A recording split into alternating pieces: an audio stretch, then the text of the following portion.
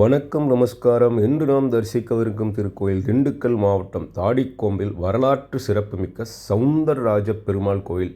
விஜயநகர பேரரசர்களான அச்சுத தேவராயர் மற்றும் ராமதேவராயர் ஆகிய மன்னர்களால் கலை சிற்ப நுணுக்கத்துடன் இந்த திருக்கோயில் அமையப்பட்டுள்ளது. பார்த்தீங்க அப்படின்னா அற்புதமாக இருக்குது. இக்கோயில் உள்ள பெருமாள் பக்தர்களால் அழகர் என்று அன்போடு அழைக்கப்பட்டு வணங்கப்பட்டு வருகிறார். இந்த கோயில் சவுந்தரராஜ பெருமாள், சவுந்தரவல்லி தாயார் மற்றும் ஆண்டாளுடன் நின்ற கோலத்தில் எழுந்தருளி உள்ள மூல சன்னதியும், சவுந்தரவல்லி தாயாருக்கென தனி சன்னதியும், ஆண்டாளுக்கென்ற ஒரு தனி சன்னதியும் அமைய பெற்றுள்ளது. இது தவிர பரிவார மூர்த்திகளான நம்மாழ்வார், இரட்டை விநாயகர் இவங்கெல்லாம் இருக்கிறாங்க.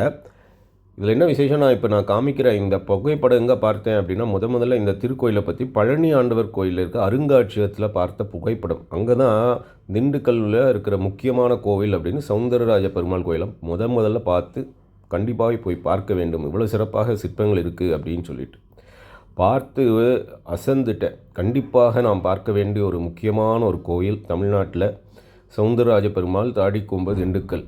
ஆனால் இங்கே இருக்கிற சிற்பங்கள், சிலைகள் எல்லாம் பார்க்குறப்போ நம்ம மதுரை மீனாட்சி கோயிலில் இருக்கிற சிற்பங்கள், சிலைகள் எல்லாம் நமக்கு எப்படி இருக்குன்னு பாருங்களேன். அதி அற்புதமாக இருக்குது. நம்ம முன்னோர்கள் நமக்காக கோயிலை கட்டி கொடுத்துருக்குறாங்க. நான் எப்போதும் சொல்வது போல் நமது முன்னோர்கள் கோவில் இல்லா ஊரில் குடியிருக்க வேண்டாம், ஆலயம் தொழுவது சாலவும் நன்று அப்படின்னு வச்சுருக்காங்க. எவ்வளோ அற்புதமாக ஓவியர்கள் அவங்களுடைய கைவண்ணத்தை காமிச்சிருக்காங்கன்னு பாருங்கள். எப்போதும் சொல்வது போல் ஒரு கோவில் இருந்தால் அந்த கோவிலை கட்டுவது, அதை நிர்மாணிப்பது, அதற்கான சிற்ப வேலைகள், அதற்கான ஓவிய வேலைகள் அப்படின்னு அந்த இன்ஸ்ட்ருமெண்ட் வாசிக்கிறவங்களாக இருந்தாலும் சரி, பூமாலை தொடுப்பவர்களாக இருந்தாலும் சரி, நெய் வியாபாரம் பண்ணுறவங்க, இந்த வாகனம் வியாபாரம் பண்ணுறவங்க, இந்த மாதிரி எத்தனை பேருக்கு வேலை கிடைக்குதுன்னு பாருங்கள். இந்த சிற்பிகள் எல்லாம் எவ்வளவு கலை நுட்கத்துடன், பக்தியுடன், எவ்வளோ ஸ்ரத்தையோடு பண்ணியிருக்காங்க. இத்தனை நூற்றாண்டுகளாக நமக்காக இவையெல்லாம் நமக்கு காத்து கொடுத்துருக்குறாங்க. பார்த்திங்களா, அந்த பக்தர்களும் மன்னர்களும். வேறு எந்த நாட்டில் இந்த மாதிரி இருக்கும்? எப்போதுமே இது மறுபடியும் சொல்ல வேண்டி இருக்குது. உலகத்திலேயே பாரத தேசத்தில் இந்த மாதிரி கோயில்களை பார்க்க முடியும். அதுலேயும் நம்ம தமிழ்நாட்டில் தான் நிறைய கோயில்கள் இருக்குது. இது என்றும் நாம் மறந்துவிட. உலகளந்த பெருமாள் பாருங்கள், சின்ன இடத்துல கூட அதெல்லாம் பண்ணி எந்த கோயிலையும் பார்க்காம இந்த கோயிலில் ஒவ்வொன்றிலையும் ஒரு புஷ்பம் வச்சுருக்கிறது ரொம்ப சிறப்பாக இருந்தது. இந்த சின்ன இதுக்கு கூட அவங்க சிறப்பாக தும்பிக்கை ஆழ்வார் அப்படின்னு சொல்கிற விநாயகர், ஒவ்வொரு சிற்பத்துக்கும் சிலைக்கும் இரண்யகசிபு, இதெல்லாமே நமக்கு ஒரு பாடமாக இருக்கிறது. ஆணவத்தால் எப்படி அழிஞ்சான் அப்படின்னு சொல்லிட்டு பாருங்கள். இதெல்லாம் நமது முன்னோர்களின் கலை சிறப்பு. எவ்வளோ அற்புதமாக கலை பண்ணியிருக்காங்கன்னு பாருங்கள்.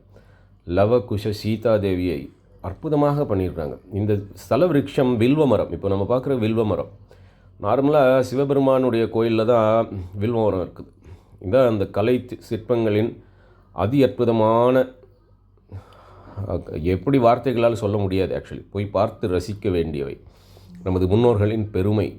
வேறு எந்த ஊர்லேயும் வேறு எந்த நாட்டிலையும் இவ்வாறெல்லாம் சிறப்பாக நமது முன்னோர்கள் பண்ணி எப்படி இருக்குன்னு பாருங்கள். அந்த கால் சிலம்புகளில் இருந்து இந்த இறைவனுடைய இதுகளெல்லாம் எப்படி இருக்குது அப்படின்னு பாருங்கள். இரண்யகசிபு, நாராயணன், அர்ஜுனன், மன்மதன், ரதி, இவையெல்லாம் எங்கே இருக்குது அப்படின்னா தாயார் சன்னதிக்கு எதிர்த்தா போல் இருக்க மண்டபத்தில். இரட்டை விநாயகரை தாண்டினாப்பில் வரும். அதே போல் தாயார் சன்னதிக்கு எதிர்த்த மண்டபம். இந்த மண்டபத்தை பார்த்து தான் நான் அசந்தேன். புகைப்படத்தை பார்த்துட்டு இந்த மாதிரியான சிற்பங்களை நான் கண்டிப்பாக போய் பார்க்கணும் அப்படின்னு சொல்லிட்டு, இறைவன் அருள் இருந்தது. போய் பார்ப்பதற்கும் இதை பதிவு செய்வதற்கும் கண்டிப்பாக நீங்களும் சென்று பாருங்கள். தாடிக்கொம்பு சவுந்தரராஜ பெருமாள் கோயில், திண்டுக்கல் போனீங்கன்னா மறந்துடாதீங்க. எவ்வளோ சிறப்பாக, எவ்வளோ சிந்தித்து பாருங்கள். இதெல்லாம் ஒரு கல்லில் இதெல்லாம் பண்ணுறது எவ்வளோ சிறப்பாக இருந்திருக்கும். இதையெல்லாம் நமது முன்னோர்கள் நமக்காக கட்டி கொடுத்துருக்குறாங்க. இதெல்லாம் விட்டுட்டு நம்ம வேறு மதத்துக்கு போகலாமா? வெள்ளைக்காரனுடைய சதியும் அந்நியர்களின் சதியிலையும் நாம் வீழ்ந்து விடலாமா?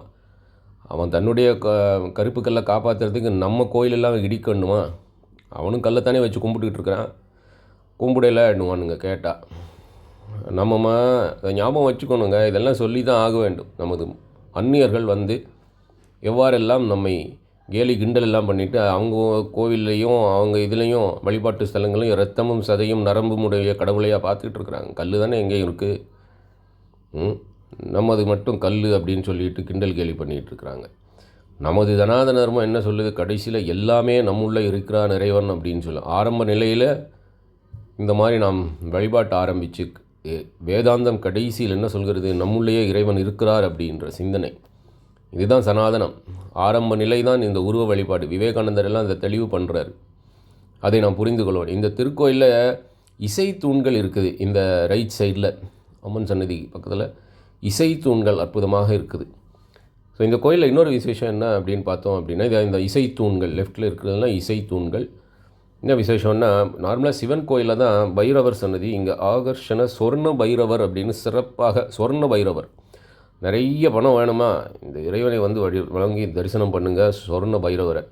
அதே மாதிரி குழந்தை பாக்கியமுக்கு வேணுகோபால சுவாமி இருக்கிறார். குழந்தை பாக்கியம் வேணுன்றவங்க, திருமணம் வேணும் அப்படின்றவங்க இங்கே வந்து மன்மதன் ரதி, இந்த மாதிரி சிறப்பாக நம்ம பார்க்குறது பரமவத வாசல். எப்போதுமே பரமவத வாசல் பெருமாளுக்கு ரொம்ப முக்கியமானது. ஆக்சுவலி இந்த மண்டபத்தை விட்டு வெளியில் வர்றதுக்கு நம்ம மனசே இல்லை. என்னுடைய கேமரா வச்சுக்கிட்டு, சின்ன ஒரு கேமரா வச்சுக்கிட்டு நானும் எடுக்கிற முயற்சி பண்ணிக்கிட்டே இருந்தேன். என்னை விட சிறப்பாக கேமரா இருக்கிறவங்களும் நல்ல ஆங்கிளில் புகைப்படம் எடுக்க தெரிந்தவர்கள் இந்த திருக்கோயிலுக்கு சென்று இதை பார்த்து தமிழ்நாட்டில் இருக்க மட்டும் இல்லை, உலகத்தில் இருக்கிற அத்தனை பேரும் இத்திருக்கோயிலுக்கு வந்து இறையொருள் கிடைக்க வேண்டும். இன்னொரு விஷயம், இந்த கோயிலுக்கு வெளியில் இந்த சைடில் சக்கரத்தாழ்வார் இருக்கிறாங்க, தனி சன்னதி. அந்த விஷயம் எனக்கு தெரியல, நானும் அதை கவனிக்காம விட்டேன். ஸோ ரொம்ப முக்கியம். இந்த திருக்கோயிலுக்கு போனீங்க அப்படின்னா முதல்ல தாயாரை தரிசிக்க வேண்டும் அப்படின்னு சொல்கிறாங்க. அது என்ன காரணம்னா, தாயாரிடம் சென்று நமது வேண்டுதல்களை வைத்து அந்த தாயார் பெருமாளிடம் ரெக்கமெண்ட் பண்ணுறாங்களாம் நமது வரங்கள் கொடுக்க வேண்டும் அப்படின்னு சொல்லிட்டு. அதனால் முதல்ல தாயாரை தரிசிங்க, அதுக்கப்புறம் பெருமாளை தரிசிங்க. இது ரொம்ப முக்கியம். கோபுர தரிசனம் கோடி புண்ணியம். கல்வியின் கடவுள் சரஸ்வதி. அந்த சரஸ்வதிக்கு ஆசானாக திகழ்ந்தவர் ஹயக்ரீவர். இவர் தாடிக்கொம்பு சௌந்தரராஜ பெருமாள் கோவிலில் பரிவார மூர்த்திகளில் முதலாவதாக எழுந்தருளி அருள்பாலிக்கிறார். இவரை திருவோண நட்சத்திரம் மற்றும் புதன்கிழமைகளில் ஏலக்காய் மாலை சாத்தி தேன் மற்றும் துளசியுடன் பிரார்த்தனை செய்துவதன் மூலம் குழந்தைகளுக்கு ஞான சக்தி ஏற்படுவதன் அவர்கள் கல்வி வளர்ச்சி மேன்மை அடையும் அப்படின்னு சொல்கிறாங்க.